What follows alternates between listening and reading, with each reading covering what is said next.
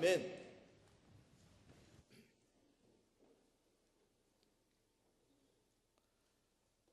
할렐루야 찬양대는 갈수록 아주 성령 충만한 것 같습니다.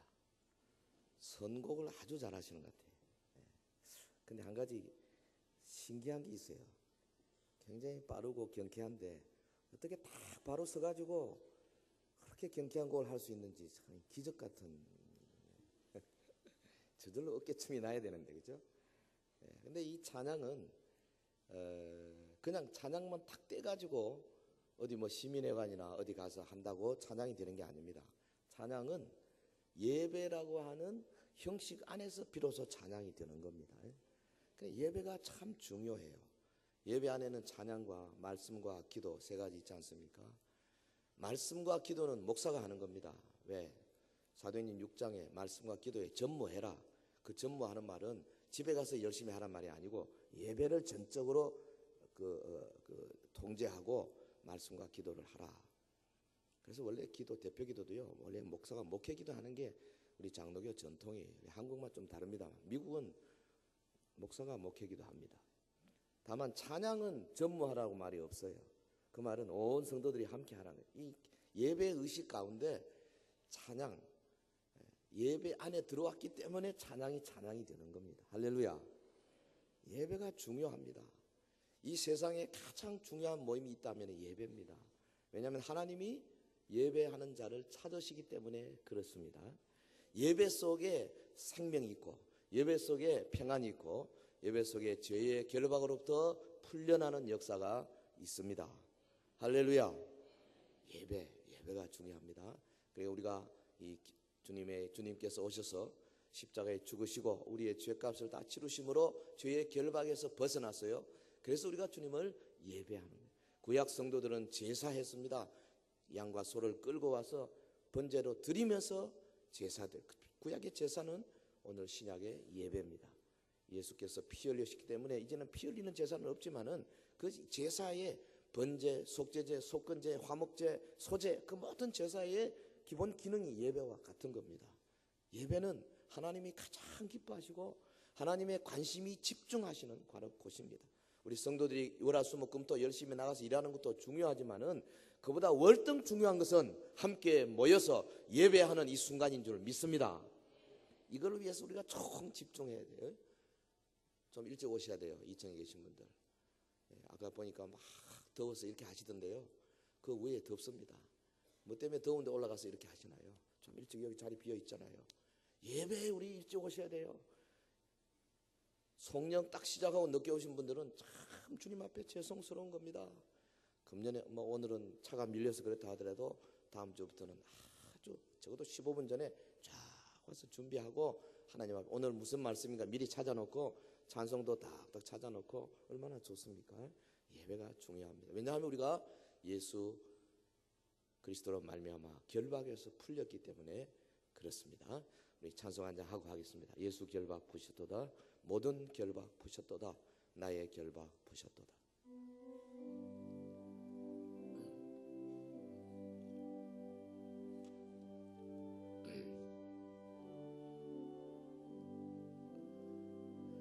예수 결박 푸셨도다.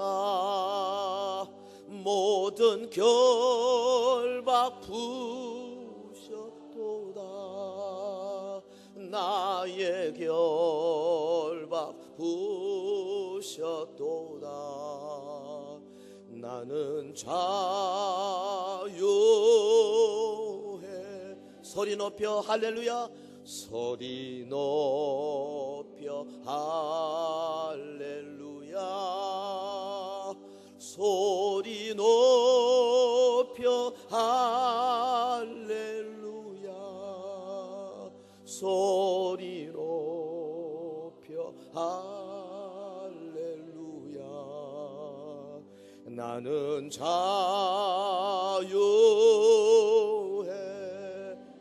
모든 영광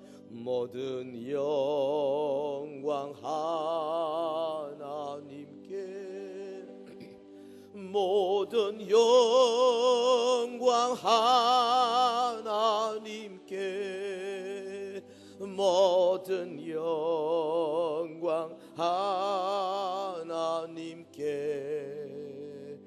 나는 자유해. 할렐루야, 주 오신다. 할렐루야, 주 오신다. 할렐루야,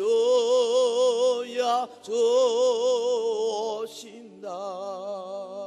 할렐루야, 주 오신다. 나는 자유해.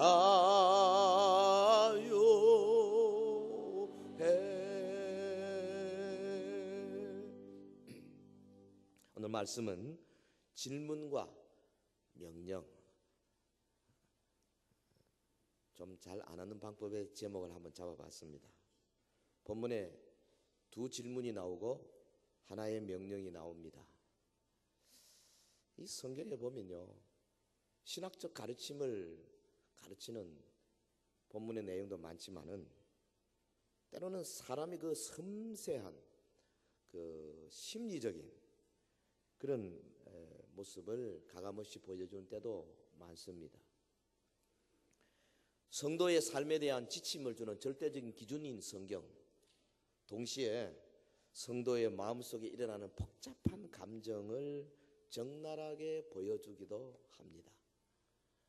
오늘 우리 요한복음 21장 20절 이하의 이 본문은 상당히 심리적인 면을 다루고 있다고 생각해요. 누구나 일상생활에서 겪을 수 있는 문제인데 그냥 예사롭게 흘려버릴 수 있는 그런 문제라고 생각이 됩니다. 주님 부활하시고 제자들에게 몇 번 나타나셨어요. 그리고 또 사라지셨습니다. 베드로, 요한, 야고보, 바들로메 몇 사람 할 일이 없어요. 고기 잡다가 예수님 따라다니다가 3년 동안 다 버려두고 따랐는데 갑자기 주님이 사라지셨어요. 아이고, 너만 나 갈릴리 가서 고기나 잡을란다. 베드로가 가니까 아이고 나도 간다. 제자들이 따라갔습니다. 그날 밤새도록 고기를 잡았는데 한 마리 못 잡았어요. 새벽녘에 주님이 그들을 찾아오셨습니다. 주님이시다. 제자들이 알아채렸지만은 얼마나 어색하겠어요. 얼마나 미안하겠습니까? 그런데 예수님께서 조반을 차려놓으시고 갈라 잡수시고 그 다음에 이 베드로를 따로 부르시는 거예요. 1대1로 만나시면서 요한의 아들 시몬아, 네 이 사람들보다 나 더 사랑하냐? 예, 제가 주를 사랑, 주께서 아시나이다. 내 양을 먹이라. 또 묻습니다. 요한의 아들 시몬아, 네가 나를 사랑하느냐? 예, 제가 주를 사랑한 줄 주께서 아시나이다. 내 양을 치라. 주님이 세 번째 묻습니다. 요한의 아들 시몬아, 네가 나를 사랑하느냐? 세 번째 물으니까 베드로의 마음속에 막 좀 가슴이 설레고 두렵고 걱정스럽습니다. 왜 나를 세 번씩 묻나? 며칠 전에 내가 저 가야바의 뜰에서 세 번씩이나 주님을 모른다고 부인한 것 때문에 세 번 묻는구나. 얼마나 미안하고 창피하고 죄송하고 안타깝고 했겠어요. 예, 제가 주를 사랑하는 주께서 아시나이다. 그래, 알겠다. 내 양을 먹이라. 여기서 목양의 명령이 나오는 거예요. 예수님이 사도들에게 양을 먹이고 치고 먹이라. 이 먹이라가 두 번이고 치가 한 번이에요. 먹이는 것은 말씀을 가르치고 설교하고, 치라는 것은 행정적으로 잘 이끌어라 이 말이에요. 그러니까 교회는요, 말씀 가르치는 게 2대1이에요 2대1 목양이 아니에요. 그다음 사도들에게 주신 것이고 이게 목사에게 준 겁니다. 그래서 목사가 목양하는 근거가 바로 그런 말씀에서 나와요. 목회는 목사가 하는 거예요. 근데 예수님이 지금 베드로에게 이 말씀을 하시면서 네가 젊을 때는 네 마음대로 다녔지 않냐? 그런데 늙어서는 네 팔을 벌리리니 사람들이 너를 원하지 않는 곳에 데려가리라. 이 말씀을 하시면 저가 어떻게 죽을 것인가, 베드로의 마지막이 어떻게 할 것인가를 주님이 보여주신 것이라고 요한이 아예 해석까지 했습니다. 그리고는 주님 말씀하신 너는 나를 따르라. 이 본문에 보면 아마도 예수님이 너는 나를 따르라 그러시고 일어나셔서 지금 이제 다른 쪽으로 가신 것 같아요. 그러니까 따르라 하는 말은 영적으로는 제자로서의 삶을 살아라는 뜻이지만 동시에 실제로 그 자리에서 주님을 따르라는 뜻도 됩니다. 주님을 가니까 제자 베드로가 따라갑니다. 따라가면서 보니까는 다른 제자들은 저쪽에 있는데 요한이 뒤따라오고 있거든요. 오늘 본문은 바로 여기서 시작을 합니다. 거기 20절, 베드로가 돌이켜 예수의 사랑하시는 그 제자가 따르는 것을 보니 그는 만찬석에서 예수의 품에 의자에 주여 주를 파는 자가 누구오니까 묻던 자르라. 여러분, 당시 그 베드로의 심정을 우리가 조금 이해할 필요가 있다고 봅니다. 주님 부인하고 미안하고 죄송한데 주님이 찾아오시고 개별적으로 1대1로 만나주시고 내 양을 먹이라, 내 양을 치라, 내 양을 먹이라 목회 명령도 주시고 나를 따르라, 아주 특별하게 1대1로 그렇게 상담을 해주시는데, 그러면서 하시는 말씀이 너 순교할 거다, 너는 앞으로 나를 위해서 죽어야 한다, 거꾸로 십자가 못 박힐 거다. 베드로가 마음에 비장한 그 마음이 안 들었겠어요?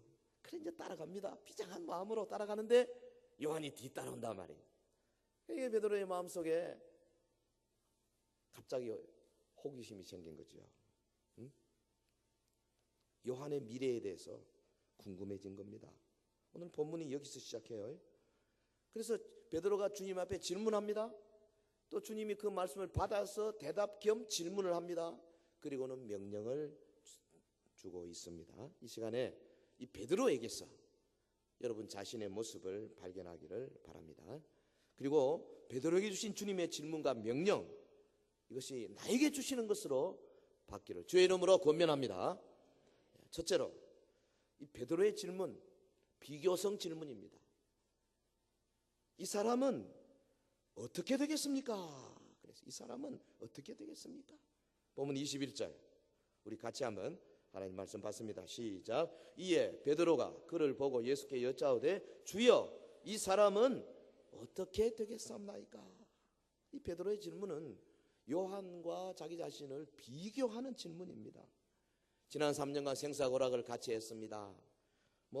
제자로서 주님과 함께 다니면서 요한에 대해서 너무 잘 알게 됐지 않겠습니까? 저 요한은 장차 어떻게 될 것인가 궁금하지 아니할 수가 없습니다. 주여 이 사람은 어떻게 되겠습니까? 지금 베드로의 마음속에 아주 복합적인 감정이 작용했으리라고 생각이 되죠. 사랑하는 친구 요한의 앞날이 궁금하기도 하고 염려되기도 하고 두렵기도 하고, 나는 순교한다 그러는데 저 요한은 어떻게 될 것인가? 문제는 비교하는 데 있습니다. 비교. 베드로가 요한의 앞날을 자신의 앞날과 비교하는 것 자체가 우리 주님 앞에는 바람직하지 못했어요. 사랑하는 성도 여러분, 다른 사람을 자신과 비교하는 것 주님이 원하지 않습니다. 오늘 말씀의 핵심입니다. 다른 사람 비교하지 마세요. 주님이 별로 좋아하지 않으세요. 물론 베드로 입장에서는 요한이 부러울 수 있어요. 요한이 어떤 사람입니까? 중요한 순간에 예수님과 함께 있으면서 그야말로 예수님의 사랑을 독차지했던 사람 아닙니까? 요한복음에 보면은 요한은 스스로를 말해서 예수의 사랑하시는 제자, 이렇게 여러 번 말하고 있어요. 만찬석상에서 예수님이 말씀하십니다. 너희 중에 한 사람이 나를 팔리라, 하나는 마귀니라. 본문에 보면 요한이 예수님의 품에 의지해서 주여 주를 파는 자가 누가 오니까, 요한이 제일 나이가 어리거든요. 그리고 그 참 애교가 많았던 것 같아요. 예수님이 사랑했어요. 예수께서 잡히셨습니다. 대제사장의 집에 끌려갔습니다. 베드로 자기는 마당에서 불쬐다가 여자한테 예수님 모른다고 2번, 3번씩 부인하고 참 창피한 꼴을 보였지만은 요한은 어땠습니까?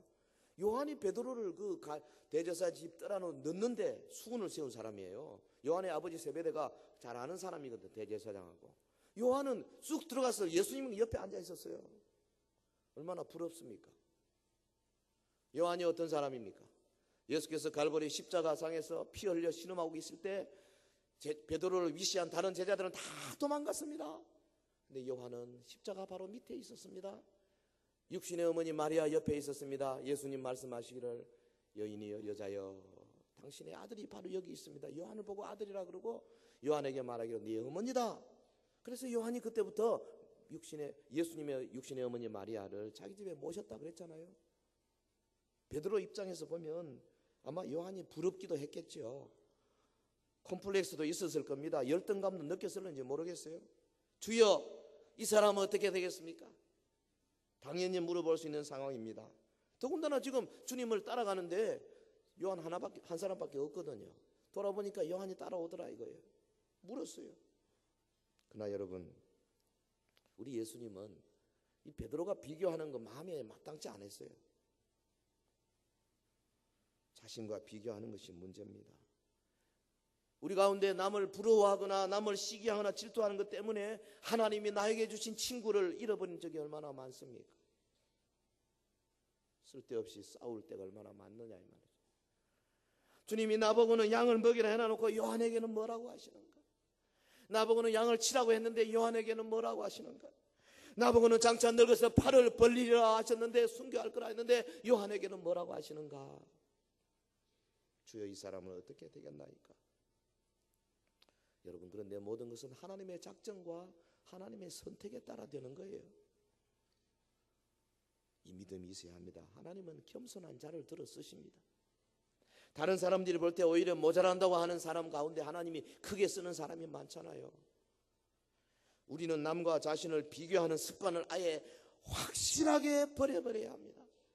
우리의 마음속에 다른 사람과 비교하려고 하는 생각 자체를 확실하게 버려야 합니다. 이거는 제 말이 아니에요. 주님이 싫어한다 이 말이에요. 그러니까 내가 사랑하는 예수님이 싫어하기 때문에 안 하는 거예요. 할만합니다. 할만해요. 어떤 때는 비교하고 싶습니다. 당연한 것 같습니다. 그러나 주님이 싫어한다니까요. 오직 주님이 주시는 사명으로 철저하게 무장하고 분연히 제자의 길을 떠나는 저와 여러분 되시길 예수 이름으로 축원합니다. 자, 첫 번째 질문은 베드로에게서 비교성 질문이었습니다. 두 번째 질문, 이번에는 예수님에게서 나오신 질문인데 이것은 책망조 질문입니다. 그것이 내게 무슨 상관이냐? 본문 22절 예수께서 가라사대 내가 올 때까지 그를 머물게 하고자 할지라도 내게 무슨 상관이냐? 이 말은 너 다른 사람에게 영향받지 말라, 그렇게 말씀하고 계시는 주님의 마음을 나타내고 있지 않습니까? 다른 사람의 미래는 주님의 손에 있다. 내 손에 있다. 너 신경 쓰지 마라. 그게 내게 무슨 상관이냐? 내 요한을 다시 내가 올 때까지 머무르게 한다 할지라도 너와 상관이 없는 일이다. 관심 꺼라. 사랑하는 성도 여러분, 주님께서 내게 무슨 상관이냐 이렇게 하신 것은 다른 사람의 어떤 상황 조건 때문에 내가 어려움을 당하거나 내가 흔들리거나 그렇게 해서는 안 된다는 말씀이에요.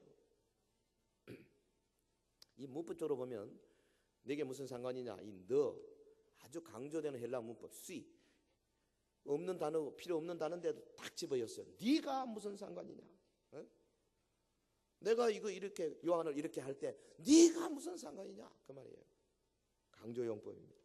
베드로의 호기심에 대해서 우리 주님이 책망조의 질문을 던지고 있습니다. 요한에게 무슨 일이 일어난다고 해도 서로 요한이 죽지 아니하고 재림 때까지 살아있다 할지라도 너 상관없다. 넌 네 일 해라. 너의 소관이 아니다. 여러분, 사명자는 예수님과의 직접적인 관계에만 그 관심 기울여야 돼요. 나와 주님과의 직접적인 관계, 그게 가장 중요한 거죠. 다른 사람의 운명이나 미래가 아닙니다. 자기 자신을 향한 주님의 뜻입니다. 예수님이 그 답변하실 때 보면 베드로의 호기심을 충족시키지 않습니다. 주님이 말씀하신 내가 올 때까지 그를 머물게 할지라도, 이 말은 사실은 베드로는 너는 순교할 것이다 하는 말의 대꾸인데 어떤 의미에서는 정반대의 의미죠. 이건 물론 가정법입니다. 주님이 만일에 내가 그를 머물게 한다 할지라도 네 무슨 상관이냐? 가정법이에요. 그러나 우리 주님은 생판 다른 가정법을 안 쓰십니다. 가정법이지만은 동시에 의미가 있어요. 무슨 말이냐 하면 예언적 의미죠. 제자의 삶에 대한 주권적인 그런 능력을 갖고 계신 주님께서 베드로에게는 순교를, 그리고 요한에게는 또 다른 미래를 준비하셨다는 겁니다. 실제로 요한이요, 다른 사도들이 다 순교하고 다 죽고 난 다음에 AD 70년 넘어서 AD 80년 넘어서 90년 넘어서 오래 살았습니다. 에베소 교회 목양자로서 그가 정말 놀랍게 초대교회의 기둥 같은 그런 존재였습니다. 하나님께서 그를 끝까지, 물론 중간에 밤모섬에 갇히기도 하고 어려움도 있었지만은, 그러나 그를 평안하게 불러 가셨어요. 이런 주님의 작정에 대해서 베드로, 너 상관할 바 아니다. 신경 쓰지 마라. 이게 무슨 상관이냐? 여러분, 우리는 다른 사람들의 성공이나 실패에 대해서 너무 영향받지 말아야 합니다. 주님은 다른 사람들이 죄 지은 것을 나에게 전가하지 않아요. 마찬가지예요. 로마서 14장 12절에 이러므로 우리 각인이 자기 일을 하나님께 직고하리라. 우리 각자는 자신이 행했던 모든 일에 대해서 하나님 앞에 직고하게 될 것이다 그랬습니다. 장차 우리가 하나님의 예수 그리스도의 심판대 앞에 서서 변명할 수가 없을 거예요. 왜냐하면 우리의 몸으로 따라한 모든 것을 주님이 다 정확하게 짚으시기 때문에 그렇습니다. 네게 무슨 상관이냐? 우리 성도는 다른 사람에게 상처를 받게 되어도요, 그것 때문에 내 삶이 영향받아서는 안 된다는 말입니다. 어쩌면 우리를 걸려 넘어지게 하는 많은 경우가 대개 우리의 가까운 배우자나 혹은 뭐 직장의 상사나 혹은 아주 가까운 사람들, 구역의 구역원들, 이런 사람들에 의해서 내가 상처를 받고 영향을 받을 가능성이 많잖아요. 때로는 주위 사람들에 의해서 내가 가십의 주인공이 될 수도 있습니다. 얼마나 사람들이 나온 말하기 좋아해요. 때로는 사고력이 부족한 사람에 의해서 내 삶에 부상을 입을 수도 있어요. 이런 때에도 우리는 그들이 책임지도록 하지 아니하는 자세를 가져야 합니다. 그게 주님이 원하는 거예요. 여러분, 우리 주변에 우리가 교회 생활 잘하지만은 교회 생활 성도들 가운데는요, 나에게 잔인한 사람이 있을 수가 있어요. 왜 저 사람 나한테 저렇게 잔인하냐, 그렇게 느껴질 때가 있단 말이에요. 가만 보면요, 어릴 때나 혹은 과거의 삶 속에서 영적으로 심리적으로 상처를 많이 받은 사람은 대개 다른 사람들에게 상처를 잘 입히는 잔인한 사람이 될 가능성이 큽니다. 어릴 때 어머니 사랑을 많이 못 받은 사람은요, 사랑에 굶주려 가지고 교회 와서도요, 목사나 장로님들이 자기에 조금 안 알아주면 막 화를 내고 그럽니다. 그건 되게 자기 어릴 때 그 사랑을 못 받아서 그래요. 그건 뭐 제 말이 아니에요. 프로이트나 칼 융이나 뭐 에릭슨이나 다 심리학자들 다 그렇게 말해요. 또 그 사실이에요. 그래서 교회는 그런 사람들을 따뜻하게 어떻게든 치료하기 위해서, 우리 인간의 노력은 치료가 안 된답니다. 프로이트의 말에 의하면 우리는 치료할 수 없어요. 그런데 성령으로 치료할 수 있어요. 할렐루야. 복음이 바로 그 능력 아닙니까? 그러니까 이런 상처를 많이 받은 사람들은 그가 그리스도인이고 교인이라 할지라도 하여튼 다른 사람을 어렵게 만드는 데 선수들이 있어요. 하여튼 매 순간 가십거리를 만들어내는 사람들이 교회 안에 있을 수 있어요. 그런 사람에 대해서도 상관하지 마라. 주님이 그렇게 말하는 겁니다. 그게 무슨 상관이냐, 니한테. 네게 무슨 상관이냐. 네가 더 성장해라. 네가 더 영향받지 마라. 그는 어린애니라. 여러분, 우리의 운명은 오직 그리스도에게 달려 있습니다. 베드로나 요한이나 각각 독립적인 운명을 가졌습니다. 마지막에 어떻게 되느냐 하는 것은 전혀 주님의 손에 달려 있는 거예요. 그렇기 때문에 그 마지막의 모습 때문에 그들의 비중이 달라질 수 없는 겁니다. 그건 주님이 하시는 거거든요. 우린 그저 나에게 주신 말씀, 나에게 주신 사명, 그거 붙들고 주님을 따라가기만 하면 돼요. 때로는 주님께서는요, 자기 스스로는 아무것도 아니라고 생각하는 사람들을 들어 사용하십니다. 때로는 많은 사람들이 저거는 아주 어리석은 사람이라고 손가락질하는 사람을 들어서 하나 주님이 쓰기도 하세요. 그렇기 때문에 여러분, 우리는 주님을 따르는 제자로서 주의 말씀에 크게 영향을 받아야 합니다. 내가 그를 크게 쓴다 할지라도 그게 네게 무슨 상관이 있느냐? 질투하지 마라. 시기하지 마라. 우리의 헌신과 순종의 삶은 다른 사람에게 영향받지 않아야 합니다. 어떤 사람은 구역을 하다가요, 뭐 구역장이 한마디 조금 이렇게 섭섭한 말 해놔놓으면 교회도 안 나와요. 무슨 상관이 있어요 그게 구역장이? 하나님과 나와의 관계가 문제인 거지. 설교 말씀 한번 딱 떨어졌습니다. 그래서 조금 기분 나쁩니다. 신앙생활도 안 해버리는 거예요. 그건 어리석어도 보통 어리석은 사람 아니에요. 주님과 나와의 관계가 가장 중요한 겁니다. 오해할 수 있어요. 상처받을 수 있어요. 알고 보면 아닌 것도 자기가 잘못 알 수도 있는 겁니다. 혹은 실제로 나에게 상처를 주는 사람이 있을 수도 있어요. 그러나 우리 주님은 말씀하십니다. 그게 네게 무슨 상관이 있느냐. 세상에 사람들이 어떤 가치관으로 나가든지 간에, 나의 친구들이 나에게 무슨 일을 하든지 간에, 혹은 그들이 어떻게 살든지 간에 나는 오직 주님을 따르는 제자의 삶에 충실하리라. 할렐루야. 이거예요. 우리 모두 이런 각오로 주님을 따르게 되기를 예수 이름으로 축원합니다. 세 번째, 이번에는 명령입니다. 너는 나를 따르라. 주님의 사랑의 명령. 본문 22절 마지막에 보면 내게 무슨 상관이냐, 너는 나를 따르라 하시더라 그랬어요. 이것은 예수님께서 사랑으로 하시는 명령이고 당부입니다. 우리는 오직 제자의 길로 떠나야 한다, 그런 의미죠. 사랑하는 성도 여러분, 주님을 사랑하는 제자에게 우리 주님은 제자의 길로 나서라고 촉구하십니다. 본문 22절 보면요, 예수님은 베드로의 비교성 질문에 대해서 다소 엉뚱한 반응을 보이셨습니다. 내가 올 때까지 그를 머물게 하고자 할지라도 내게 무슨 상관이냐? 너 나를 따르라. 제자의 자세가 뭐입니까? 오직 주님을 따르는 거, 주님을 부지런히 쫓아가는 거. 주님이 갈보리로 올라가면 나도 갈보리로 올라가고, 주님이 광야로 나가시면 나도 광야로 나가고, 주님이 무리를 긍휼히 여기면 나도 긍휼히 여기고, 주님이 온유하면 나도 온유하고, 주님이 헌신하면 나도 헌신하고, 주님이 기도하면 나도 기도하고, 주님이 말씀을 외치면 나도 외치고, 주님이 외식하는 자에 대해서 불의한 자들에 대해서 분노하시면 나도 그런 거룩한 분노를 가지고 주님을 따르는 거예요. 근데 이 주님께서 하신 말씀, 내가 올 때까지 그를 머물게 할지라도, 이 말씀이 초대교회에 큰 오해가 되어버렸어요. 오해는 지금만 있는 게 아니더라고요. 초대교회도 오해가 있었어요. 무슨 오해냐? 요한은 안 죽는다. 요한은 죽지 않는다. 아니, 실제로 요한이 너무 오래 살았거든요. 다른 제자들은 다 순교했는데, 마태도 순교, 베드로도 순교, 바울도 순교, 스데반도 순교, 바돌로메도 순교, 다데오도 순교, 다 순교했습니다.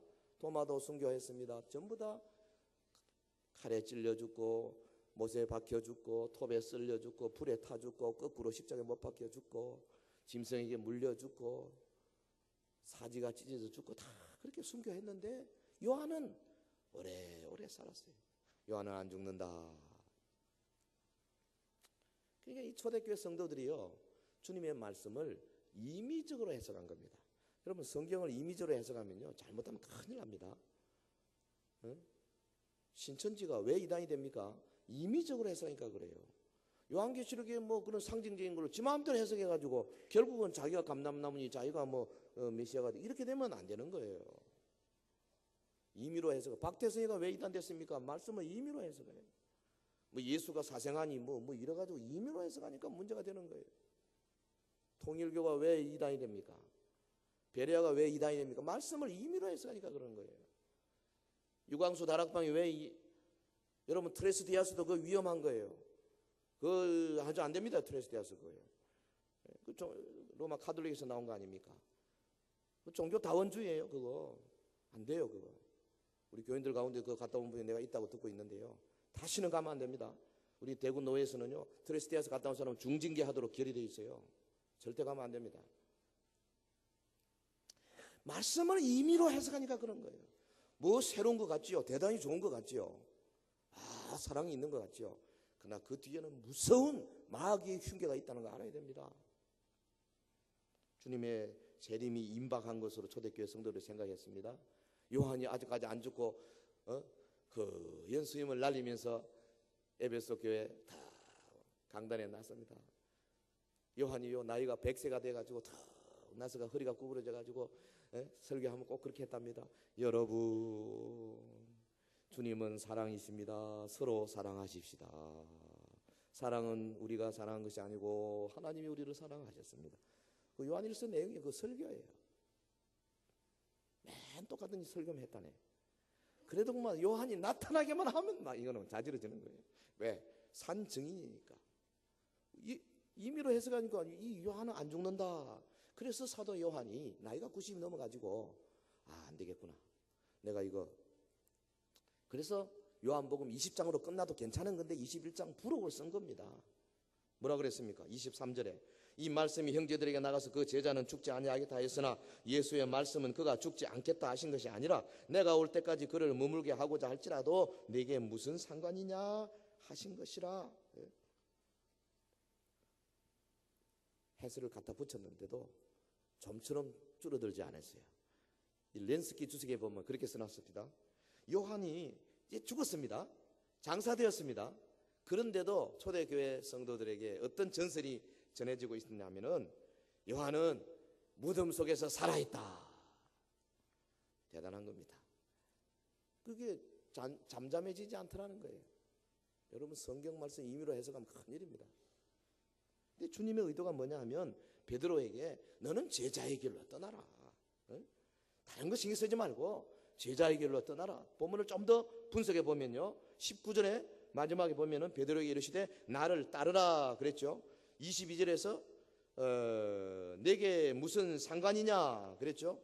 또 22절 끝에 너는 나를 따르라. 다시 또 23절에 내게 무슨 상관이냐. 나를 따르라 하는 것은 순종을 의미하는 거죠. 내게 무슨 상관이냐 하는 것은 주님의 주권. 주님이 알아서 할 텐데 네가 무슨 상관이냐. 순종, 주권, 순종, 주권 반복되고 있지 않습니까? 예? 이 뭡니까? 성도는 주님의 주권적인 선택과 명령에 오직 순종할 뿐입니다. 할렐루야.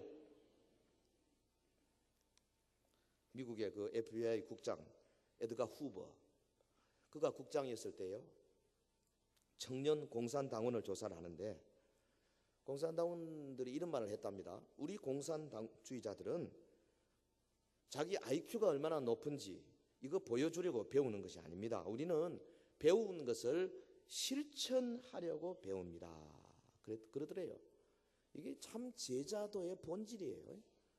이 공산주의자들이 사실 제자도를 훔친 겁니다. 성경에서 제자 훈련을 공산주의자들이 배웠어요. 볼셰비키 혁명할 때 15,000명 가지고 그 거대한 나라 러시아를 삼켰지 않습니까? 그야말로 그 훈련된 사람 15,000명 어마어마한 겁니다. 지난번 대선 때 노사모가 그 숫자 얼마 안 됩니다. 그 노사모 그 열성분자들이 대선의 판도를 뒤집어 엎어버렸잖아요. 제자도가 그렇게 무서운 거예요. 근데 공산주의자들은 이제 그게 성령님이 없죠. 그래 그건 안 되는 거죠. 인간의 노력으로도 제자도를 잘하면요 엄청난 겁니다. 여러분 다단계 판매가 뭐예요? 바로 제자도 원리 하는 거 아니에요. 성령 없어요 그게. 그래도 그 번져가는 거 보세요. 거기에 주의 능력만 붙으면 얼마나 대단하겠어요. 그래서 예수님은 제자의 길을 떠나라 그렇게 말씀하시는 겁니다. 공산당원들은요 하여튼 절대적인 헌신을 요구한다 그러지 않습니까? 그 러시아의 레닌이 그랬답니다. 차관 단서 뭐만 있으면 어떤 조건이라도 붙이는 그런 친구들은 받지 마라 당원으로. 아이고 뭐 집에 뭐 애가 뭐 어쩌고 저쩌고 뭐 받지 마라. 아이고 뭐 나는 뭐 직장인 뭐 이래가지고 뭐 아이고 받지 마라 그런다. 받지 마라. 단서 붙이면 받지 마라. 왜? 철저하게 제자가 될 수 없다는 거예요. 예수님도요 제자로 부르실 때 단서 붙이는 걸 제일 싫어하십니다. 주여 제가 주를 따르겠습니다마는 집에 가서 좀 할 일이 있습니다. 인자는 머리 둘 곳이 없다. 여우독구리 있고 공주에 나는 새도끼 있는데 주여 제가 주를 따르고 싶은데요 저 집에 장례가 났습니다. 주님 뭐라 그랬습니까? 죽은 자로 죽은 자 장사케 하고 너는 날 따라라. 주님은 단서 붙이는 걸 제일 싫어하세요. 직장이 뭐 힘들었어요. 예배 참석이 좀 어렵네요. 그 직장 바꿔야 됩니다. 그게 주님이 원하시는 거예요. 집이 너무 멀어가지고요. 집 가까이 오세요. 그게 주님이 원하시는 거예요. 본문의 말씀이 그 말입니다. 너 무슨 상관이냐? 그런 거 상관치 말고 너는 나를 따르라. 죽기까지 따르라. 죽는데 뭐 못할 게 뭐 있어요? 여러분요, 원래 그리스도인과 제자라는 말은 같은 말이었어요. 혼용할 수 있는 말이었습니다. 그러나 현대는 그렇게 될 수가 없어요. 왜 그렇습니까? 그리스도인이라고 자처하는 많은 사람들이 그리스도께서 말씀하신 제자의 엄격한 조건을 안 지키기 때문에. 왜 그리스도인과 원래 제자는 같은 말인데 이제는 같이 못 쓰잖아요. 우리가 성경에 있는 말을 바꿔버린 겁니다. 주님 앞에 대단히 죄송한 거예요. 현대 교회가 그렇게 만들고 있는 겁니다. 예수님은 양보다는 질을 더 바라십니다. 60만 가운데 2명, 오병이어 가운데 그 5,000명 먹이는데 주님은 겨우 12명, 그 다음에 뭐 주님 사역 끝나면 120명 남겼어요. 콜룸바라고 하는 사람, AD 563년에 아일랜드를 떠나서 스코틀랜드에 복음을 전하기 위해서 가는데, 배를 타고 가는데 그 스코틀랜드에 도착을 했습니다. 배를 해변에 묻어버렸어요. 내 배 다시는 안 쓴다. 왜? 내가 내 고향 아일랜드 떠나서 스코틀랜드에 가서 복음을 전하다 어려우면 나도 모르게 배 타고 다시 도망칠 생각을 하지 않겠나? 난 도망 안 간다. 유혹을 느낄 때에 그 유혹을 이기기 위해서 잘라버린다. 그게 제자의 길로 나서는 사람의 모습이에요. 손에 쟁기를 쥐었으면 뒤돌아보지 마라. 근데 뒤돌아보다가 어려움 당한 사람이 롯의 아내뿐만이 아닙니다. 얼마나 많은지 모르겠어요. 어떠한 단서도 달지 마라.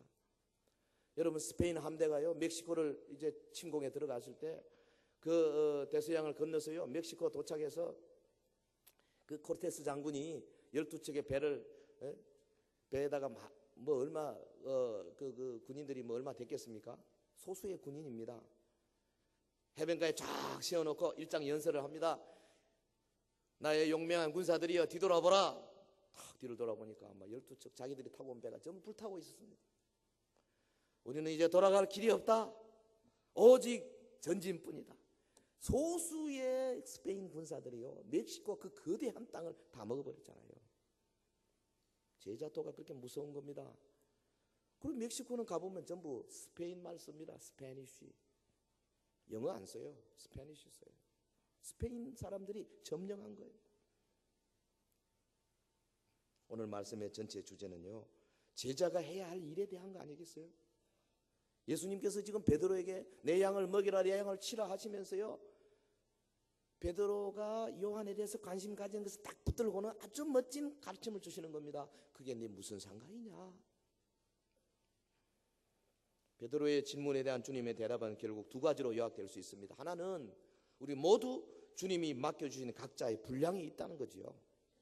그것이 은사고 직임이고 달란트입니다. 우리 각자의 분량이 있어요. 둘째는 자신의 분량 밖에 자랑을 금해라.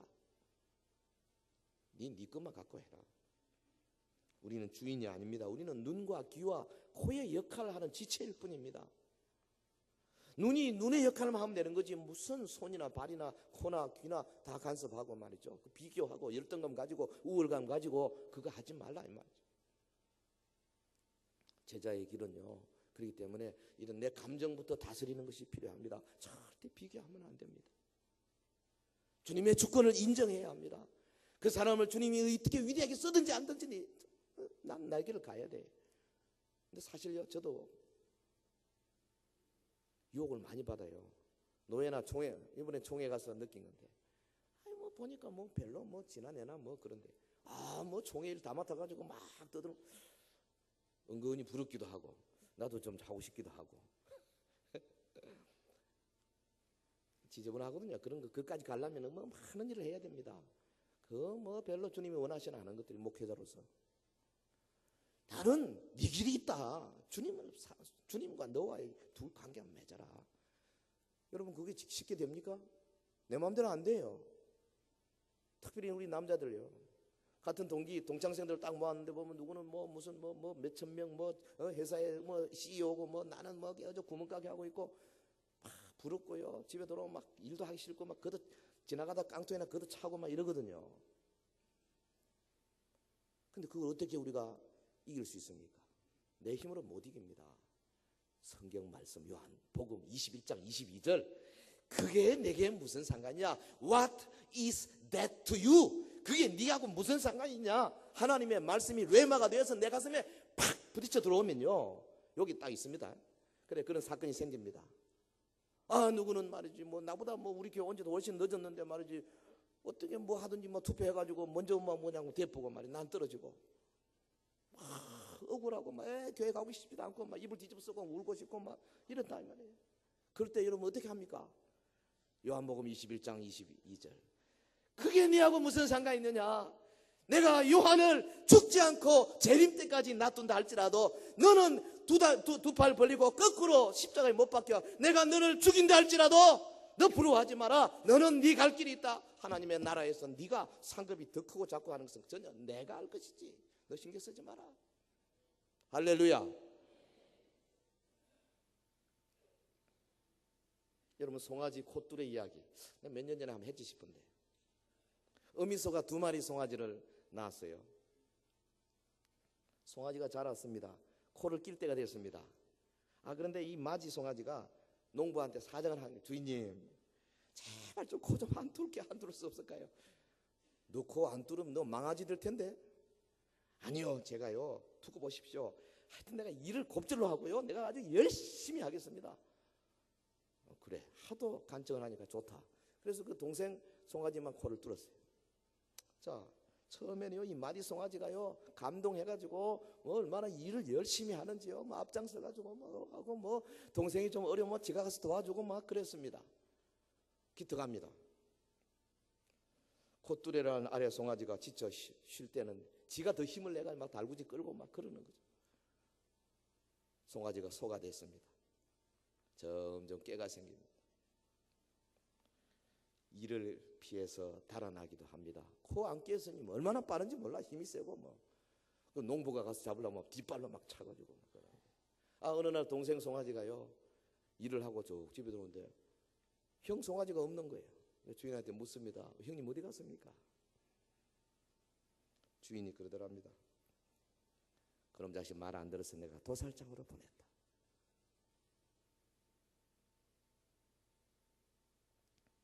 우리 모든 그리스도인들에게 주시는 주님의 명령은 자기 십자가를 지고 주를 따르라는 거예요. 그냥 예수만 믿고 적당히 그저 뭐 왔다 갔다 뭐 대회나 보고 뭐 이러고 천국 가라는 게 아닙니다. 성경 어디에도 그런 거 없어요. 우리 착각하면 안 돼요.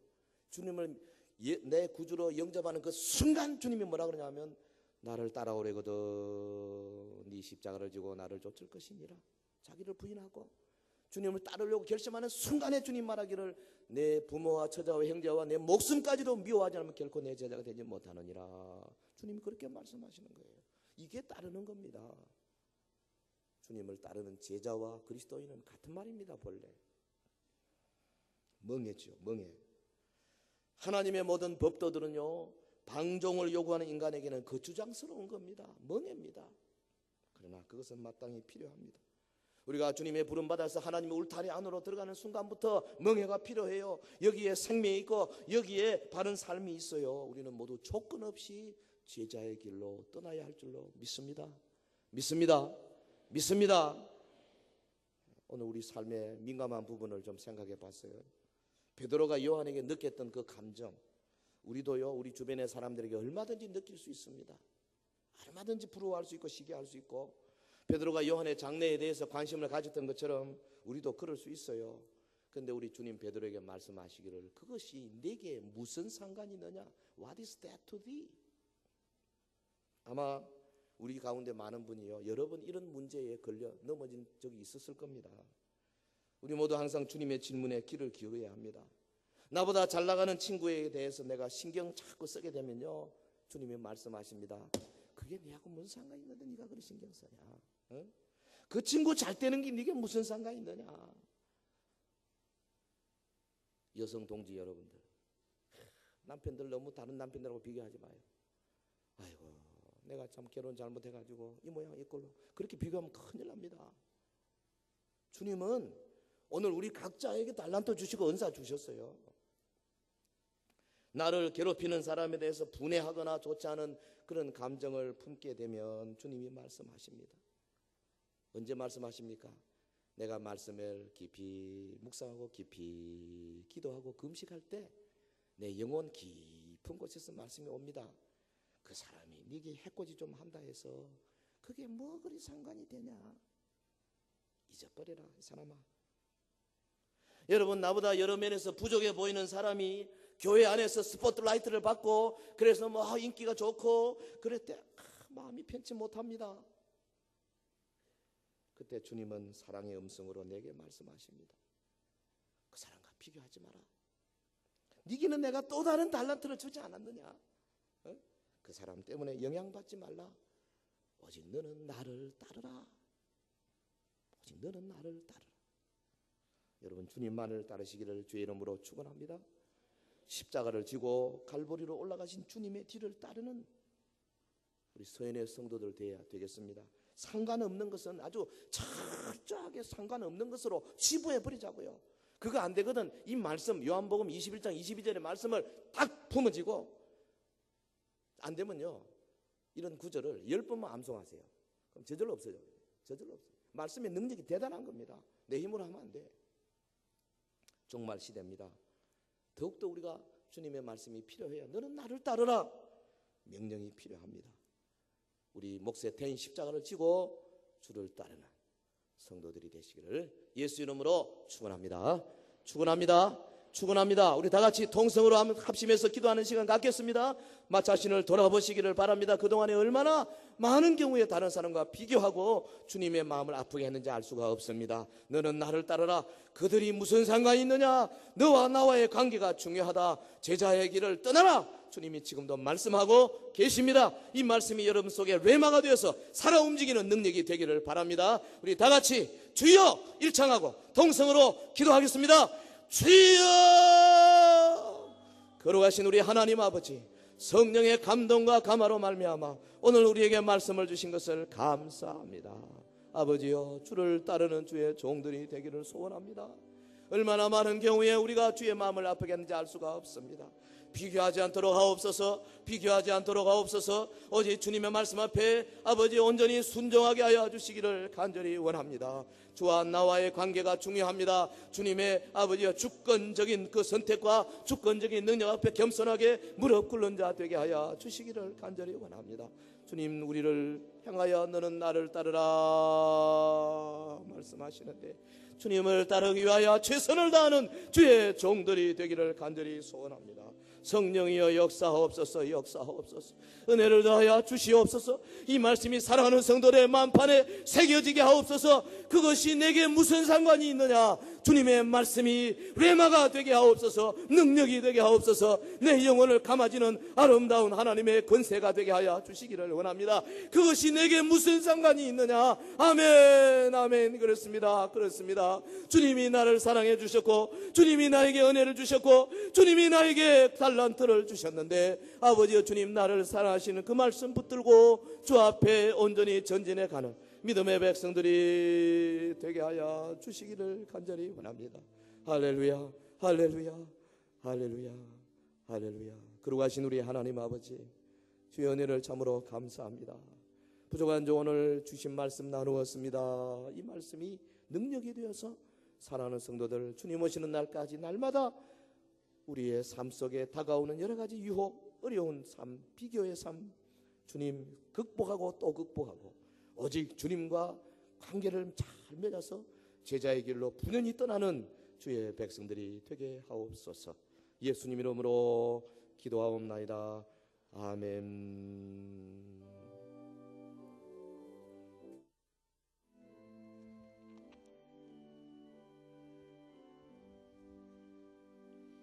So